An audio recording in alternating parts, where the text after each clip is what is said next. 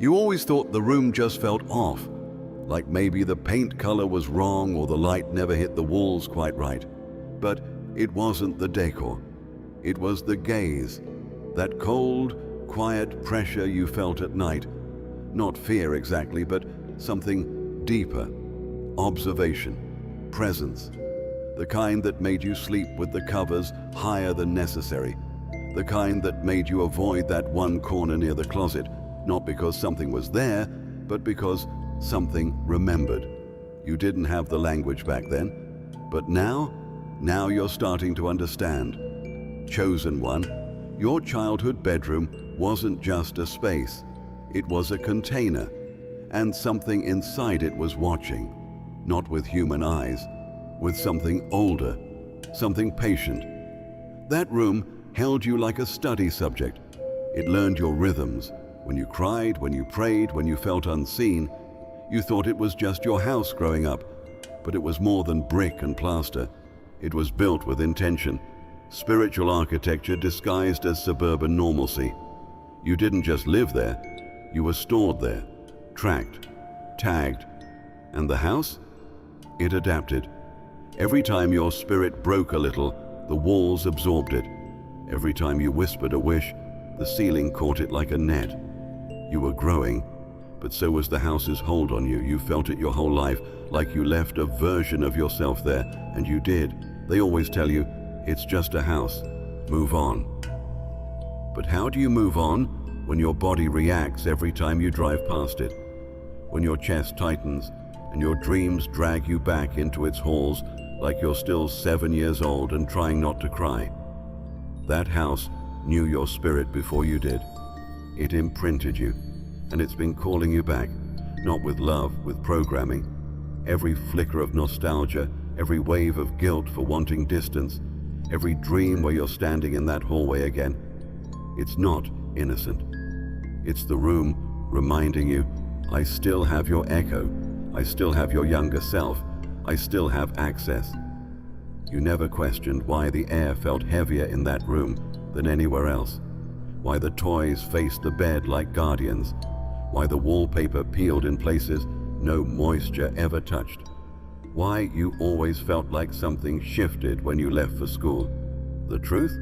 You were living in a surveillance chamber disguised as a nursery, spiritual eyes embedded in the atmosphere, watching the forming of a chosen one, not to nurture, to prevent, because even as a child, your glow disturbed things.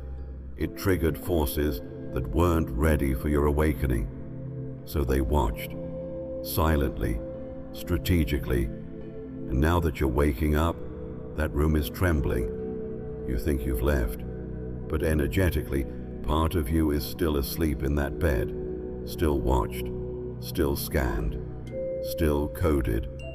Chosen one, it's time to retrieve what that room tried to hold. It's time to reclaim the version of you that learned to dim the light just to survive. God is not calling you back to revisit. He's calling you back to retrieve, and then to never return again. It was all happening while you laughed, while you kicked a ball across the yard or chased shadows in the hallway. They were setting the traps, not with ropes or bear claws, but with frequencies, with agreements, with emotional fingerprints placed so gently that you never noticed them tighten. Chosen one, your childhood was not as untouched as they made it seem. While you played, they programmed. While you napped, they layered the house with energetic scaffolding meant to keep you docile, looping, distracted. What you thought were quirks of the home, the creaky floorboard, the flickering bulb, the inexplicable cold spots, were not flaws. They were intentional design. Surveillance disguised as malfunction. Conditioning disguised as comfort. The house was mapped to your behavior. If you avoided a corner, it logged that. If you gravitated to a window, it adjusted. You thought you were just growing up, but the environment was learning you, adapting to your potential. You were light, even then, too bright, too wild, So they softened the cage. They filled it with toys, with sweet smells, with lullabies that were never just lullabies. They turned the home into a net, and the tighter you bonded to it, the stronger the bind became. Nostalgia is the strongest glue, and they knew it. That's why leaving feels like betrayal, because part of you still believes it loved you. But love doesn't install traps. Love doesn't harvest your energy and call it protection. Every drawer you weren't supposed to open, every question that made the room go still, every time an adult changed the subject with a smile, that was maintenance, reinforcement. The traps weren't just spiritual, they were psychological, emotional. They made sure the house always carried a bittersweet pull, so even as you awaken, you'd still feel guilty walking away. But your spirit doesn't lie. You felt it, didn't you? That strange ache when you packed your things, the unexplainable sadness that had no name, the invisible resistance that made you stall, even when you knew you had to go. They didn't expect you to question it. They expected you to return, maybe not physically, but mentally, spiritually, through memory loops, through dreams, through the urge to just visit for a while. But every visit reactivates the traps. Every memory risks re-entry. And the thing about this house, it never needed you to live there to keep you. It only needed your attention, your longing, your unresolved ties. Chosen one, the house was never a home. It was a setup, and you were the key piece in a spiritual experiment no one dared speak aloud. But heaven is speaking now. The veil is lifting. God is illuminating every hidden frequency, every subtle curse, every smile that masked a snare. You are not bound to what was installed during your innocence. You were a child. You did not consent. But now you are awake. And with that awakening comes power. You're not playing in the trap anymore. You're tearing it down.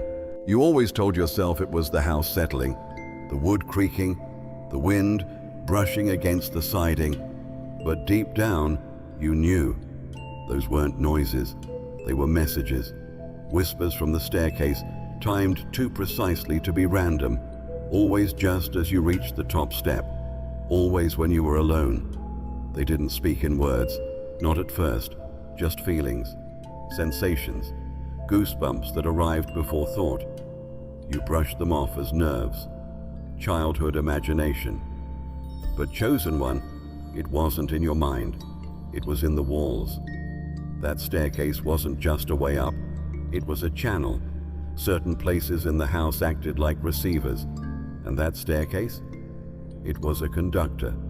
At night, it hummed, subtle, rhythmic, like breath, as if something lived just beneath the wood, inhaling your every step. Some part of you felt watched on the way up, but even more intensely, judged on the way down. Because the whispers weren't passive, they were evaluative, measuring your energy, tracking your changes. You never stopped to ask, why does the air get tighter the higher I go? Why do the shadows gather around the third step?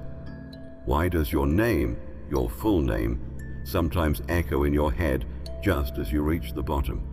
Because your house was never neutral, and neither were the whispers. They were ancestral, residual, sentient, spirits too old for your family to name, entities who had attached themselves not just to the property, but to your bloodline. And they embedded themselves in the architecture, passed down like secrets, hidden beneath layers of paint and polite conversations. What you felt on those stairs, it was the intersection of timelines. Ghosts from your lineage crossing signals through a structure designed to hold them. That's why you always hesitated on the last step. Why you paused before turning that corner. You weren't just walking through a house, you were walking through a spiritual archive. And the staircase was the file room. No one warned you that spirits whisper through repetition, that they ride patterns, that every time you stomped up those stairs in anger or tiptoed down in fear, you were replaying a script written long before you were born. That's how they kept it alive, through reenactment, through unspoken rituals, through your unknowing cooperation. But now you're starting to listen differently, and the whispers have changed. They're panicked because you've stopped obeying them. The staircase is quieter lately, not because the spirits have gone, but because they know you're no longer compliant. You've begun decoding, detaching, discerning. The static has started to make sense, and that terrifies them, because once you fully hear, you can no longer be held. Chosen one, the whispers weren't just haunting. They were tests, warnings, keys, and you're finally turning the lock.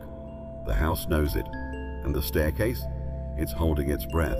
The city knows you, not in love, in calculation. It has memorized the time you leave the house, the route you take to the store, the way you pause at that one corner where the light never seems to change. The building recognizes your footsteps.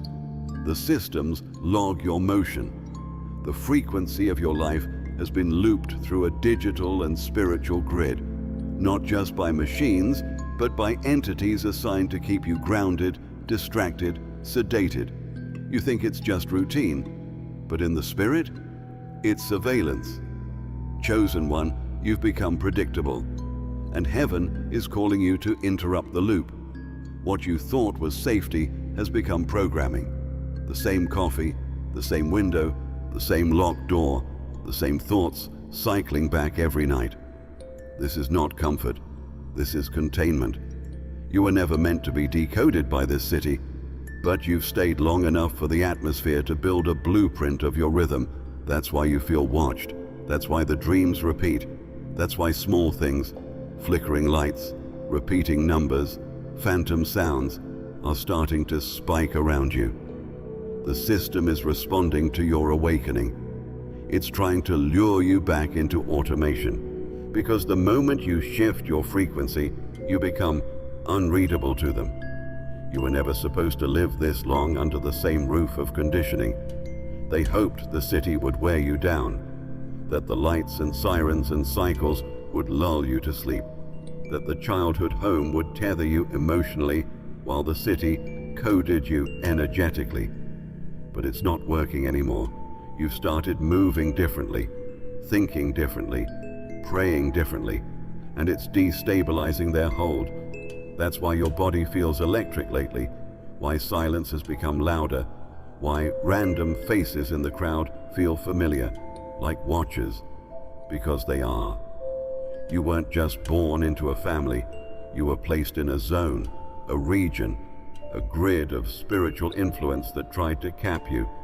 But your presence has been disrupting that grid since the day you arrived. Every act of self-awareness, every prayer whispered into the night, every tear shed in your bedroom without anyone knowing, it sent signals to heaven, to them, and they logged them both. That's why the attacks came in waves, because they couldn't stop the signal, only slow it, delay it. But delay is not denial, and now the city's grip is breaking. Your frequency no longer fits the pattern. You don't belong here, and you never did. God allowed you to be born in the midst of interference so that your breakthrough would carry more weight, so that when you leave, spiritually, emotionally, physically, the entire system will feel it, and it does. That restless feeling in your chest, that's the grid losing access. That's the city's algorithm panicking. Chosen one, it's time to become unpredictable. It's time to move in spirit before you move in body. You were never meant to be mapped. You were meant to be untraceable. You thought the heaviness was yours, that the sadness pressing on your chest at night was just personal. But it wasn't. It was ancestral, inherited, embedded into the drywall, soaked into the corners of each room like smoke from an ancient fire that never truly went out. Chosen one, the pain you felt growing up didn't start with you. It started generations before you ever took your first breath. And the house? It became a container for it, not just a home, but a vessel, a memory bank of emotional residue passed down from those who came before you. Your father's silence? It echoed louder than any argument. Your mother's tension. It clung to the curtains like perfume. The arguments, the breakdowns, the strained smiles at dinner, they left imprints. Emotional fingerprints on doorknobs, on headboards, on the floorboards that creaked when no one was walking. And you, born into that atmosphere, absorbed it like air. That's why certain rooms made you cry for no reason, why certain corners made your stomach twist, why the kitchen always felt colder than it should. You weren't just reacting to memories, you were reacting to atmospheres. The pain was never addressed, only repainted, carpeted, buried. But spiritual residue doesn't care about renovations. It lingers, it waits, it clings to places where healing was never allowed to finish. You were the first to feel it fully, not because you were weak, but because you were sensitive, spiritually tuned, marked. That's why it hit you harder, because you were the one meant to break it. But no one told you that generational assignments carry weight, and sometimes that weight becomes illness, depression, confusion, self-doubt so thick it starts to feel like identity, but it's not you. It never was. You were born to transform the very thing that tried to raise you wrong. That's why your glow made relatives uncomfortable. That's why your questions caused friction. That's why they told you not to dig too deep into family history, because part of them felt what you were awakening. They just didn't have the words. The walls, though, they knew. They vibrated differently when you cried out to God, when you journaled your pain, when you screamed into your pillow, because with every tear, you were detoxing the room, rewriting the code, evicting old agreements. It's no coincidence the house always seemed to break things around you. Lights flickered, doors stuck, mold showed up in places it shouldn't. That wasn't just bad luck, that was resistance. The house reacting to your frequency, to your refusal to carry what they never processed. Chosen one, you've been living inside a spiritual inheritance that was never yours to keep. You were born into it, yes, but you weren't meant to stay in it. You were meant to purge it. And now, heaven is flipping the switch. The pain is rising not to break you, but to release you. Let the tears fall. Let the memories surface. Because when you leave this house, you won't just be walking out with boxes. You'll be walking out with freedom. For you, and for the ones who never could. You never liked opening that closet. Not because of monsters. Not the kind they put in bedtime stories anyway. It was something else. Something dense. Still, like air that hadn't been breathed in decades. Like space that didn't want you there. You'd reach for your clothes and feel it, that weight, that stare, that cold whisper across the back of your neck. And yet, no one else seemed to notice. But chosen one, you weren't imagining it. That closet wasn't just storage, it was spiritual, a vault, a chamber.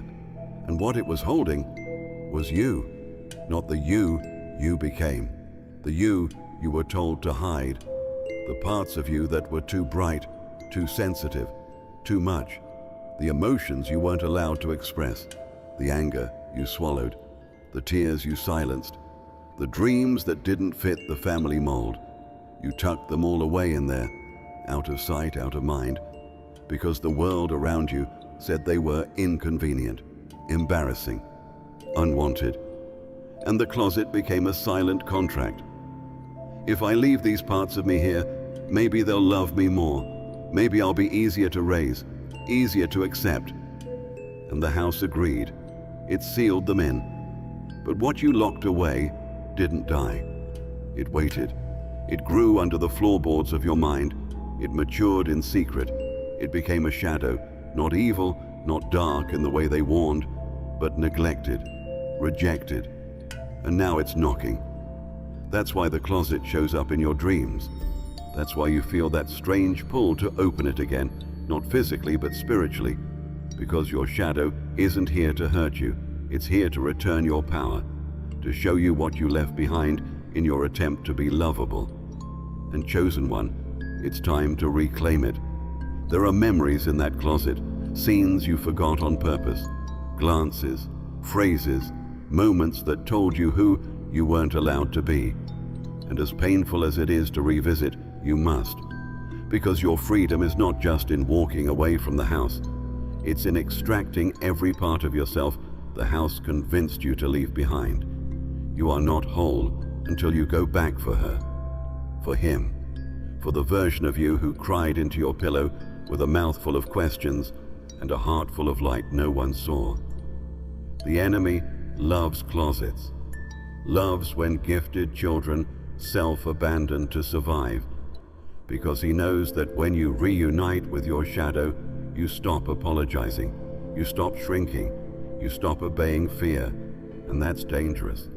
That's divine, that's awakening. So yes, the closet feels haunted, because it is.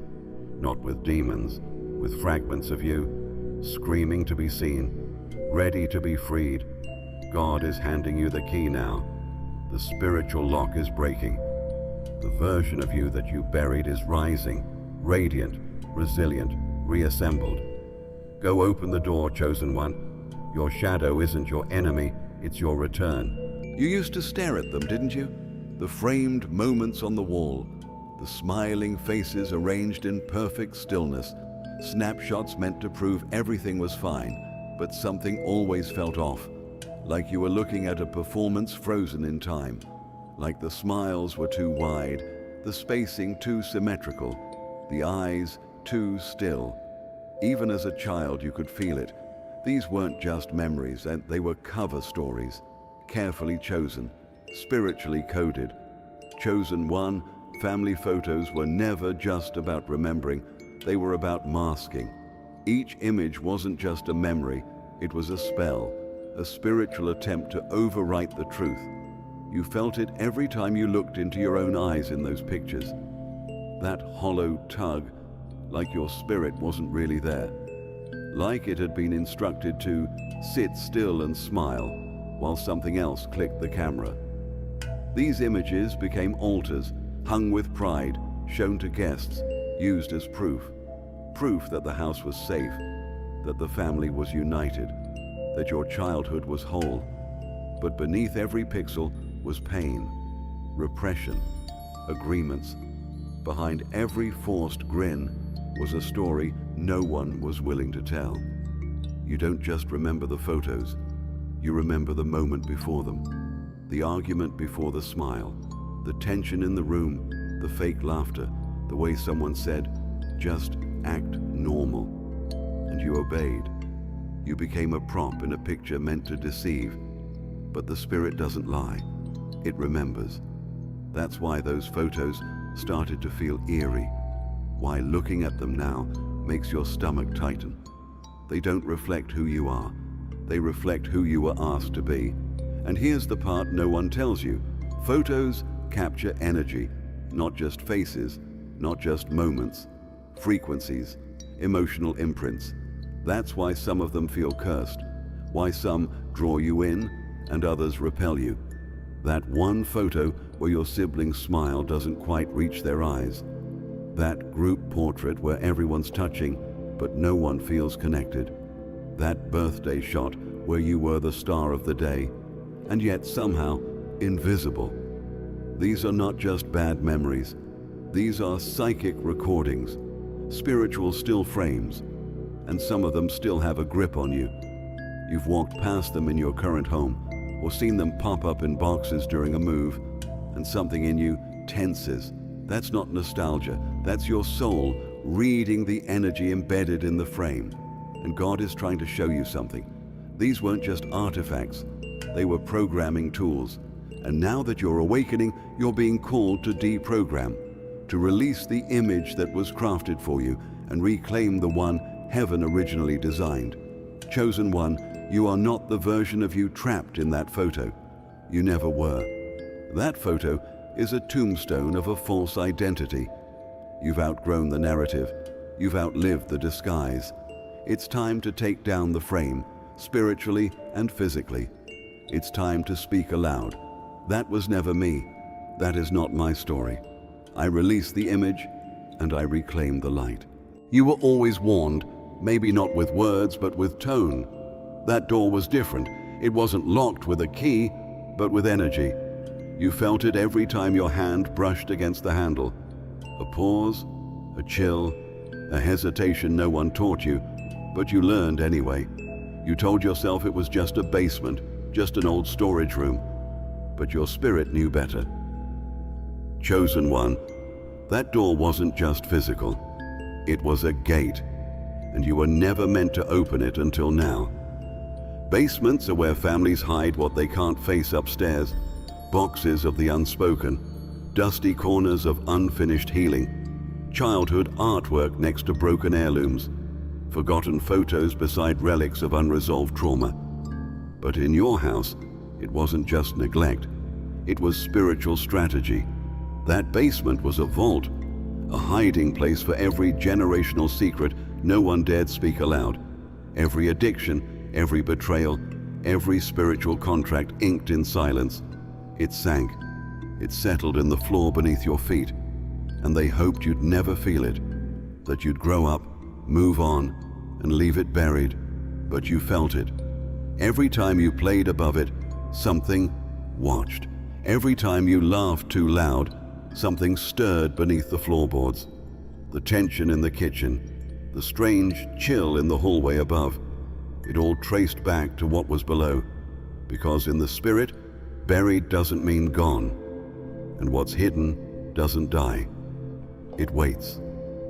The basement carried things, not just memories, spirits, agreements, unfinished business from people who never got their closure and didn't want you to get yours either. That's why no one wanted to talk about it, why your questions were dismissed, why the few times you did go down there, the air felt thicker than it should, because your very presence disrupted the silence. Your light cracked open walls built to keep darkness contained.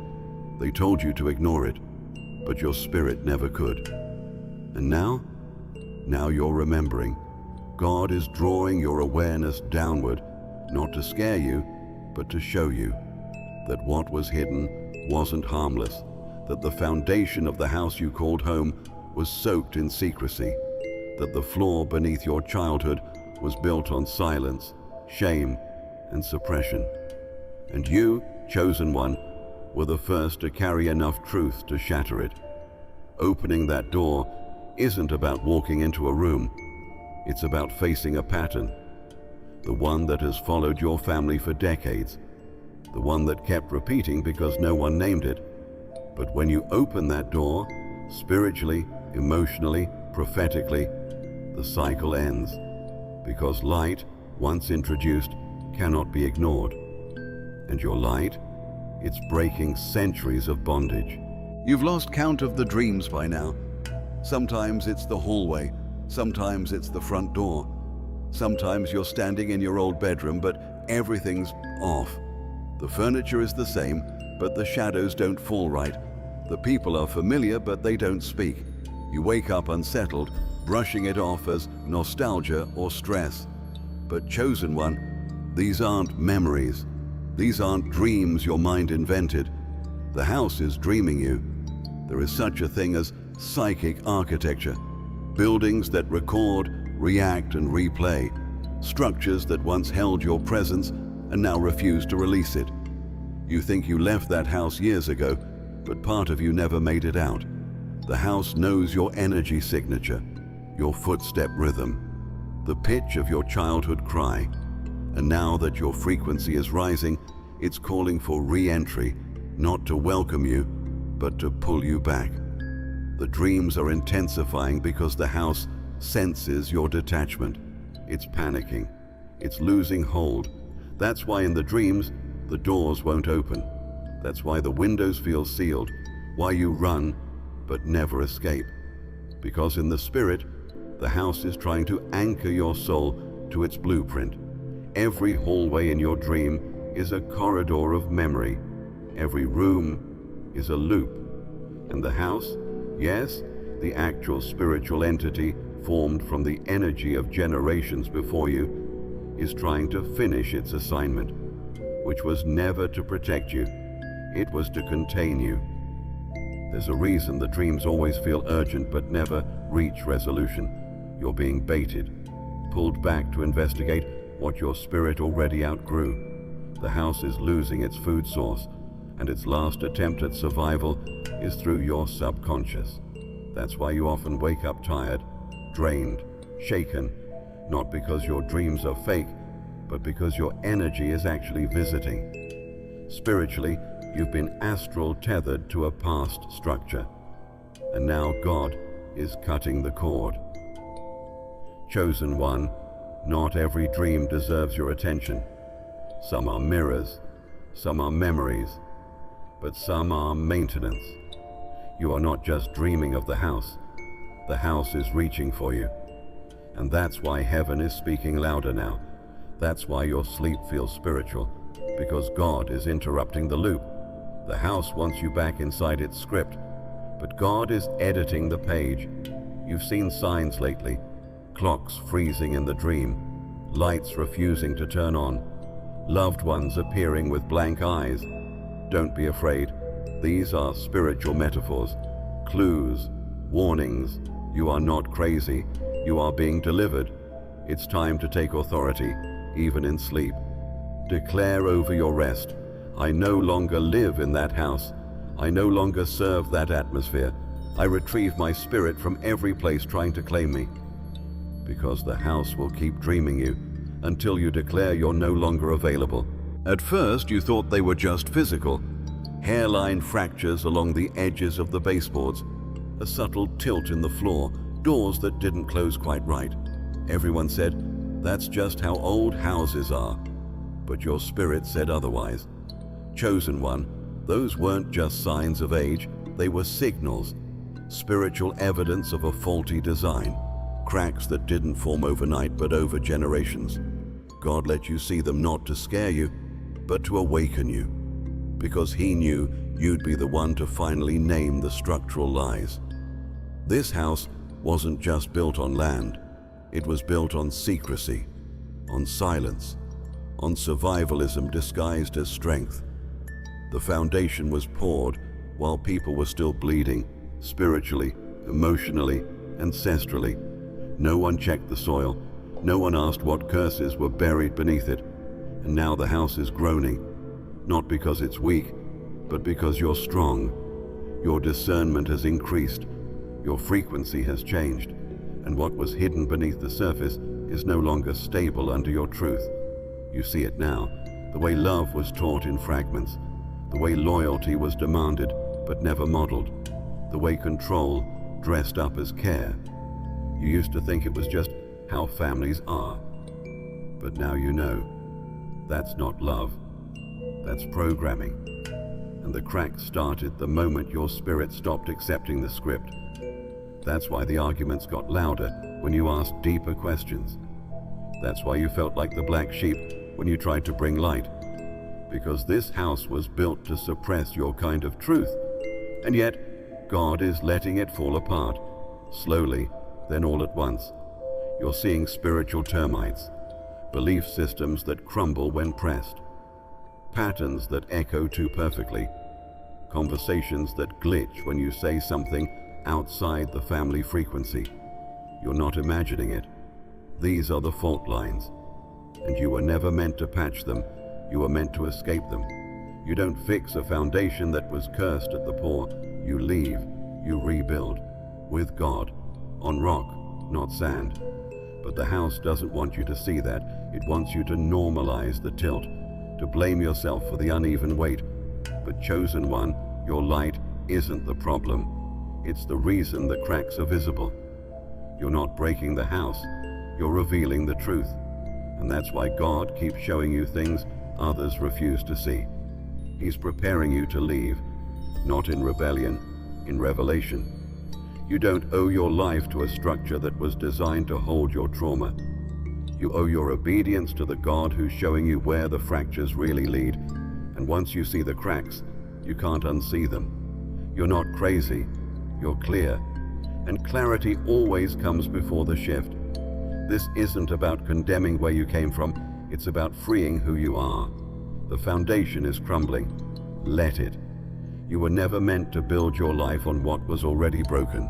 You were meant to rise from it. You always noticed the gaps, not in speech, but in truth. The way stories ended mid-sentence. The way questions shifted the energy in the room. The way something always went missing when the conversation got too close to real.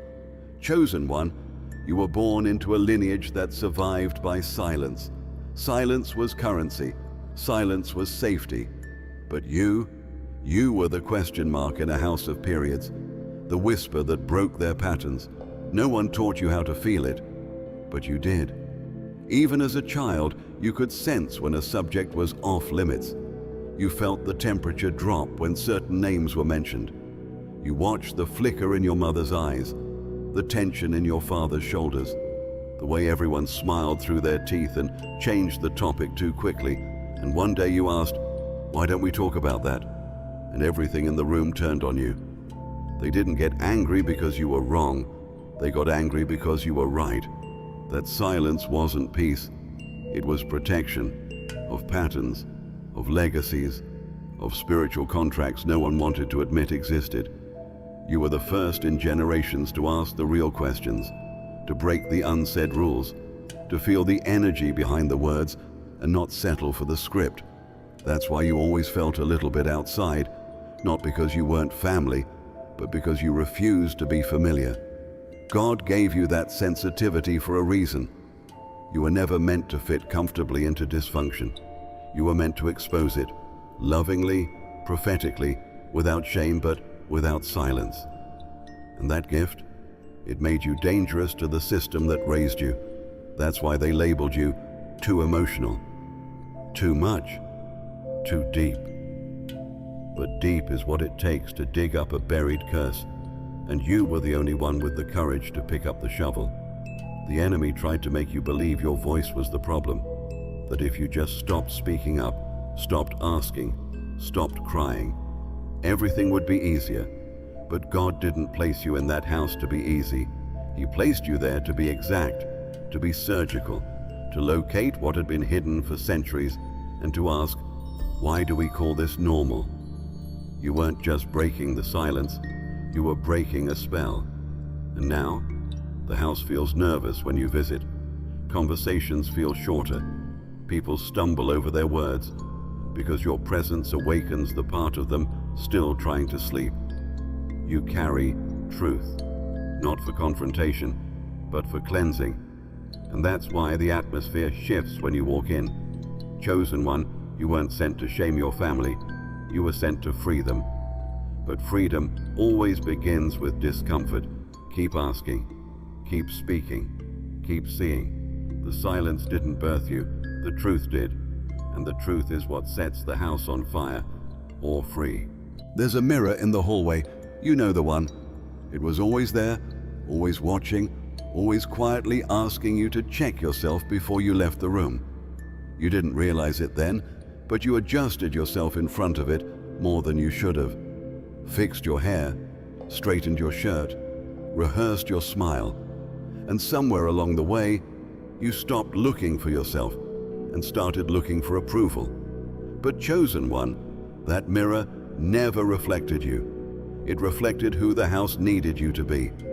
You were taught to see yourself through a distorted lens, not with cruelty, with subtlety, with feedback disguised as love, with glances that lingered just a second too long, with questions like, "Why do you dress like that?" or "What will people think?" You were learning not to express, but to edit. That mirror became your judge. It taught you to anticipate rejection before it arrived, to rehearse being acceptable before you even knew who you were.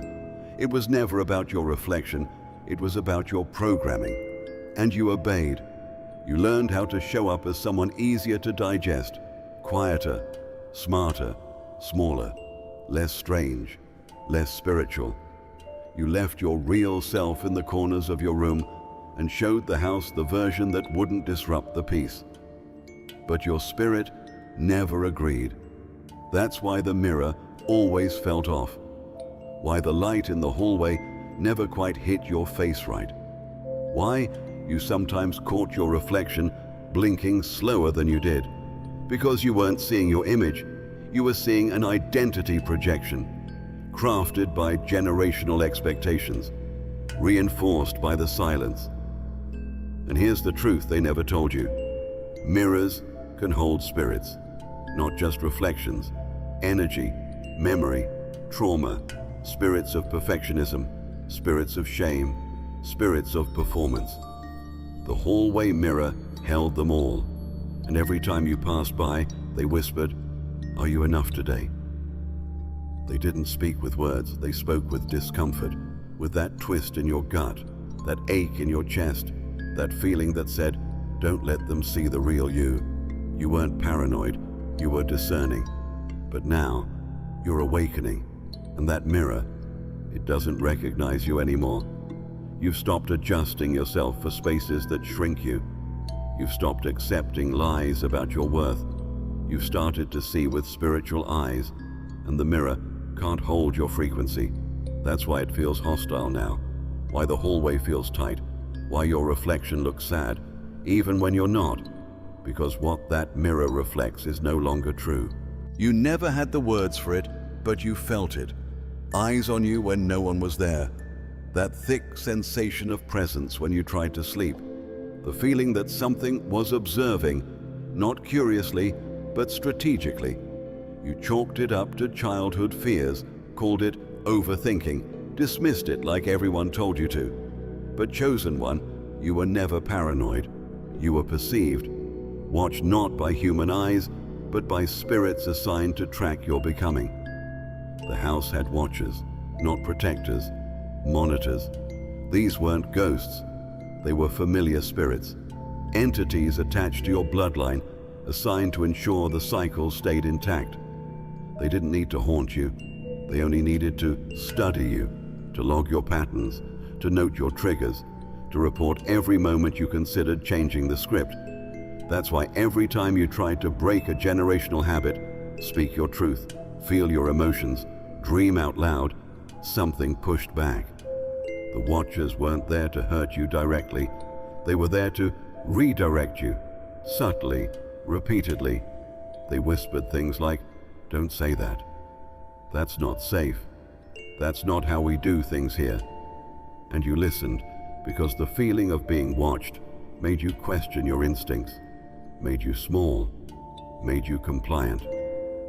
The watchers are generational enforcers, not of love, of limitation. They reinforce spiritual contracts made long before you were born, agreements of silence, of shame, of staying small so the house stays peaceful. That's why your boldness caused tension. That's why your joy made the air feel thicker. That's why, even now, your breakthroughs seem to stir something around you, because your freedom disrupts the entire surveillance system. Every healing choice you make sends static through their grid, and lately, the static is loud.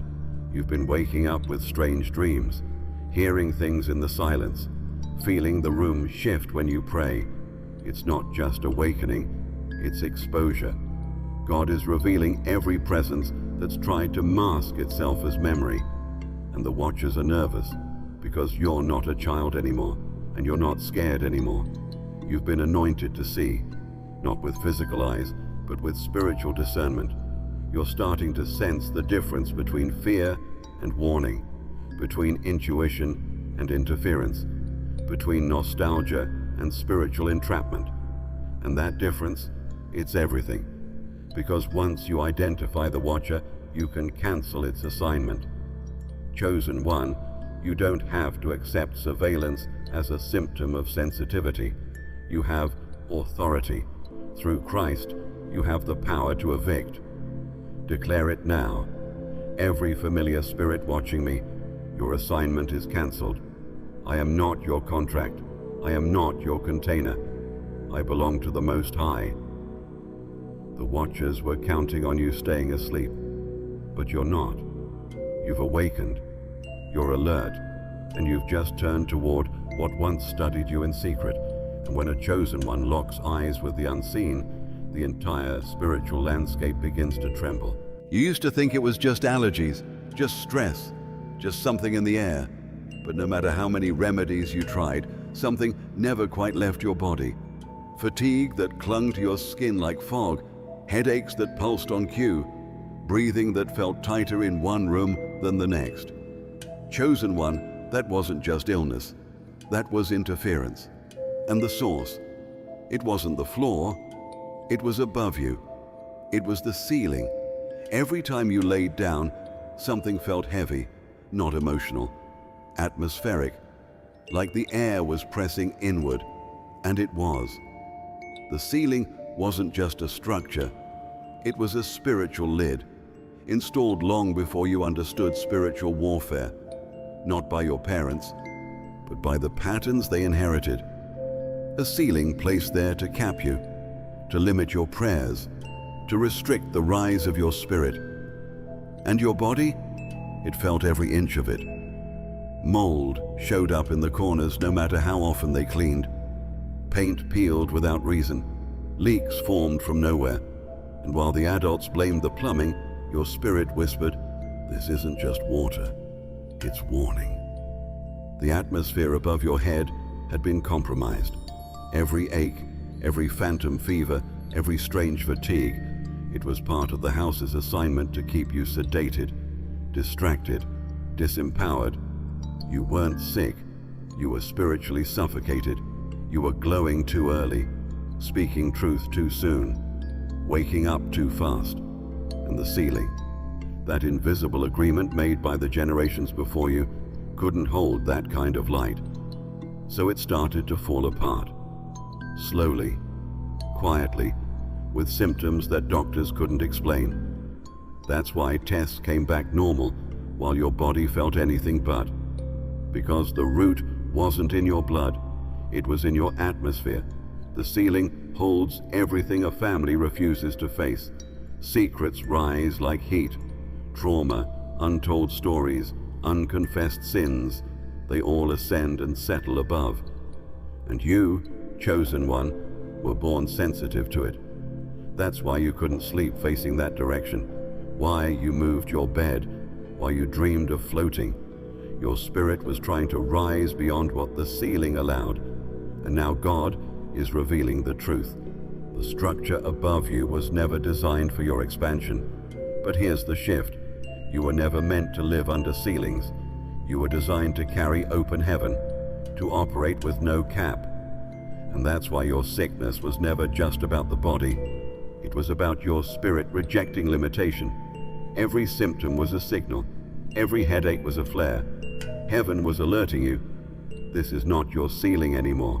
It never was. Chosen One, it's time to renounce every spiritual lid placed over your life. Declare it. I break agreement with every atmosphere of limitation, sickness, and suppression. I rise above the ceilings of my bloodline. I claim open heaven over my life. Your healing is not just restoration, it's elevation. And the moment you stop submitting to the ceiling, your body will remember how to breathe again. You didn't think your words would carry weight. You thought it would be just another late-night release, another whisper into the void. But that night, when you finally spoke what had been burning in your bones, everything changed. The lights flickered, the air thickened, the silence broke, not just in the room, but in the walls. Chosen One, the house heard you, and it reacted, because up until that moment, you had played your role. You had stayed quiet, polite, compliant. But the night you let the truth rise from your throat, the truth about how it felt to grow up unseen, unheard, spiritually choked, you broke something ancient. The house was built on silence. Your voice was never part of the blueprint, so when you spoke, the foundation flinched. You might have thought you were overreacting when the energy shifted. The floorboard creaked where it never had. The shadows felt thicker, closer. Doors that usually stayed open slowly closed without sound, and you felt it, not fear, but resistance, as if the house was trying to reassert its dominance, as if it knew you've started to remember who you are. And that, more than anything, threatened the systems built to contain you. The house wasn't used to defiance. It was used to generations of swallowed truth, of nodding and smiling while the spirit shrank. But you didn't just cry that night. You named things. And naming is dangerous to darkness. You called out the emotional manipulation. You exposed the spiritual exhaustion. You said out loud what everyone else kept folded behind their eyes. And the house? It responded. Because now it had a problem. You weren't afraid anymore. You weren't speaking to hurt anyone. You were speaking to heal yourself. And in doing so, you broke the unspoken rule. We don't talk about what happened here.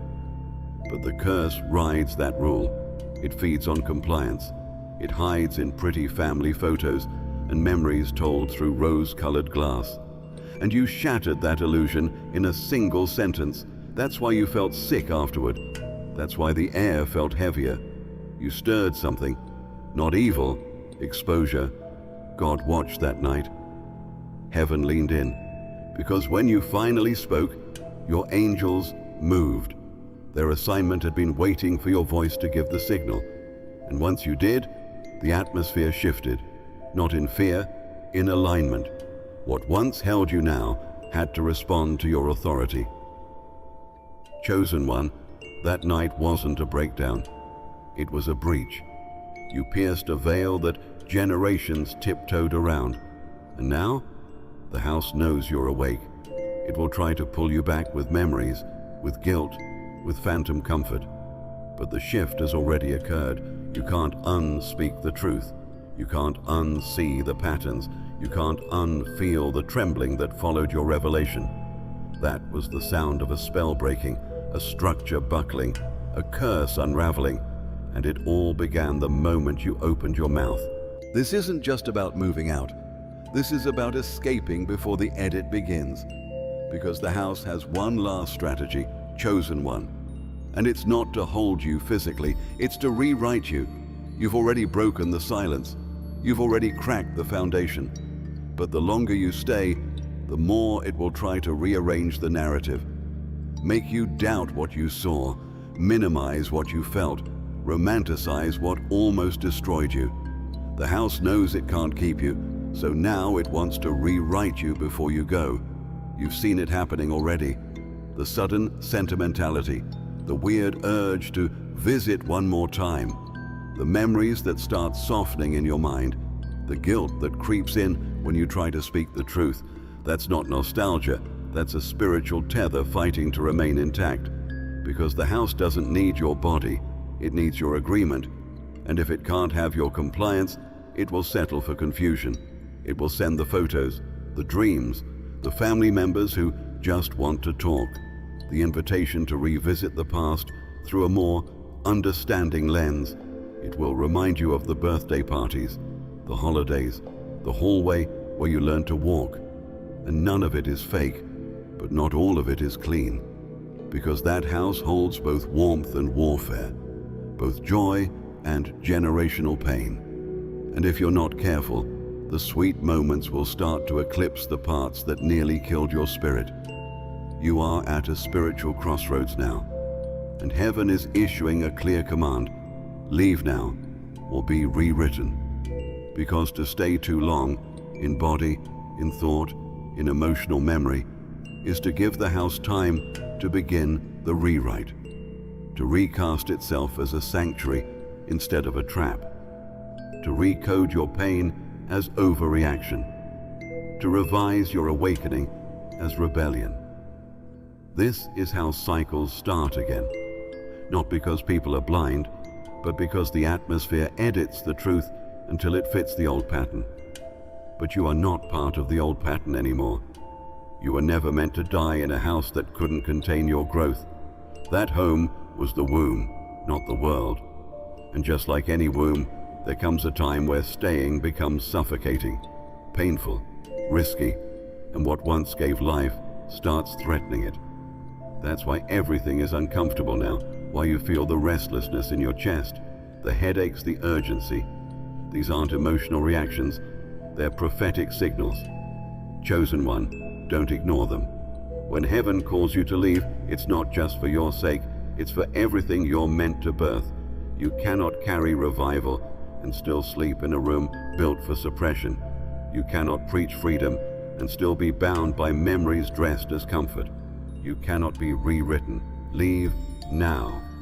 And as you walk, speak this: I break agreement with every atmosphere designed to reshape me. I retain my truth. I keep my clarity. I walk out whole, not haunted. You don't leave with fear, you leave with fire. You've asked yourself more than once, why does this feel so intense? Why the dreams grew sharper? Why the memories resurfaced like warnings? Why your body reacted before your mind even understood? You wondered if you were overthinking or unraveling. But chosen one, hear this clearly. You're not going crazy, you're being delivered. What feels like breaking is actually separation. What feels like confusion is spiritual clarity rearranging your vision. What feels like fear is the last echo of a house that's losing access to your soul. Deliverance doesn't look holy at first. It looks messy, loud, emotional. You start crying out of nowhere. You start remembering things you buried. You start seeing patterns that once hid in plain sight. Your sleep feels like warfare. Your days feel like signals. Your intuition spikes. Your sensitivity sharpens. You're not losing control, you're regaining it. God is extracting you from an atmosphere you were never meant to normalize, and extraction by nature is disruptive. The enemy wants you to think these revelations are instability, but they're not. They're insight. They're heaven's way of saying, look again. Every ache in your chest, every shift in the room, every sudden burst of clarity. These are birth contractions of your spiritual liberation. You are shedding decades of emotional dust that never belonged to you. You are detoxing from frequencies that dimmed your intuition. You are disconnecting from a house that tried to write its story into your bones. This is not madness, this is metamorphosis. And look at yourself now. You're seeing differently, feeling differently, breathing differently. You're becoming someone the house was never prepared for. Someone whole, someone aligned, someone dangerous to darkness. The deliverance you're experiencing is not just from a building. It's from a lineage of silence, a culture of suppression, and a spiritual ecosystem designed to keep you small. You broke the pattern when you questioned it. You broke the curse when you spoke.